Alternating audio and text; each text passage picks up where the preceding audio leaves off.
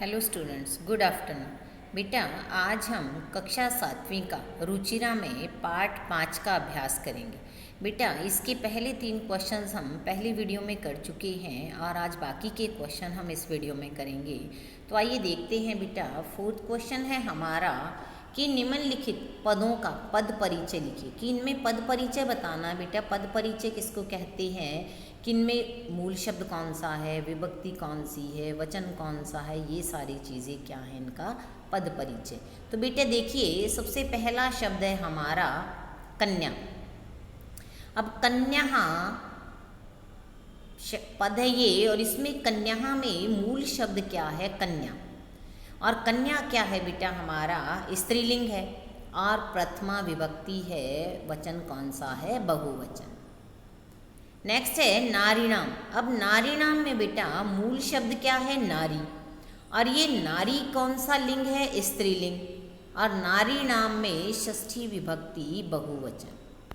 Next है बेटा मनोरमया। अब मनोरमया, मनोरमा इसमें मूल शब्द है, मनोरमा।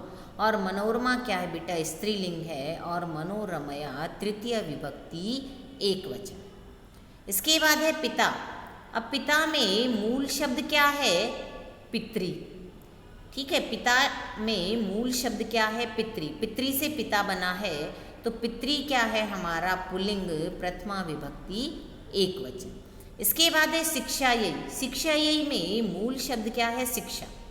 और शिक्षा क्या है बेटा, स्त्रीलिंग और चतुर्थी विभक्ति एकवचन। बेटा ये हमारा इन शब्दों का पद परिचय था।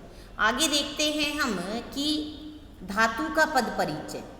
कि भी निम्नलिखित में धातु लकार पुरुष वचन बताने हैं हमें। तो ये हमारे पद हैं और इनमें हमें पद परिचय बताना इनका क्या है कि धातु कौन सी है।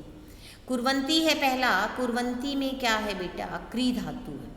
क्री धातु करने अर्थ में लट लकार प्रथम पुरुष और बहुवचन। कुर्वंती बहुवचन, जैसे पठंती। उसके बाद है आगच्छत।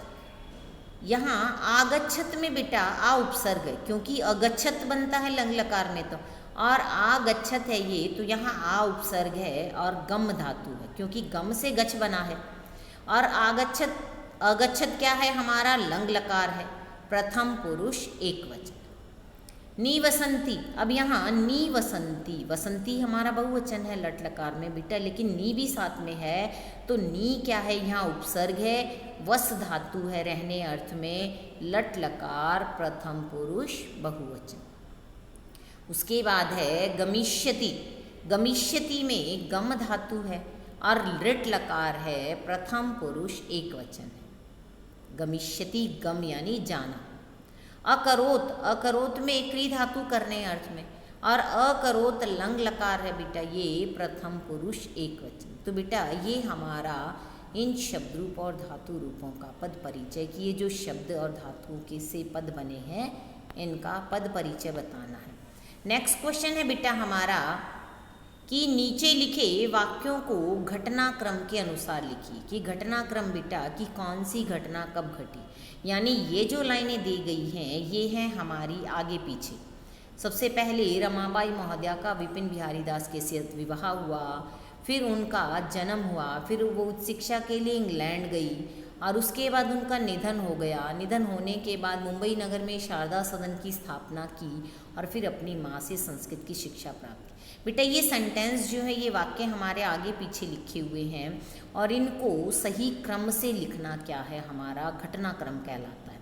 बेटा ये जो हमारी लाइन है ये ऊपर दूसरे नंबर पर थी, लेकिन यहाँ क्या है, फर्स्ट नंबर पर आएगी कि 1858 तमे ख्रीष्टाब्दे रमाबाई जन्म अलवत। कि 1858 ईस्वी में रमाबाई का जन्म हुआ। अभी पहले व्यक्ति का जन्म होगा, उसके बाद ही वो कोई काम करेगा, तो इसको हमने रखा सबसे पहले नंबर पर। उसके बाद है सेकंड लाइन बेटा, ये वहाँ लास्ट नंबर पर थी, छठे नंबर पर, तो बेटा यहाँ आएगी सेकंड नंबर पर कि सा स्व मातु संस्कृत शिक्षा प्राप्तवती। कि रमाबाई ने अपनी माँ से संस्कृत की शिक्षा प्राप्त की। उसके बाद ये लाइन थी बेटा वहाँ फर्स्ट नंबर पर, लेकिन यहाँ आएगी तीसरे नंबर पर कि रमाबाई महोदयायाः विपिन बिहारी दासेन सह विवाहम् अभवत्। कि रमाबाई महोदया का विपिन बिहारी दास के साथ विवाह हुआ।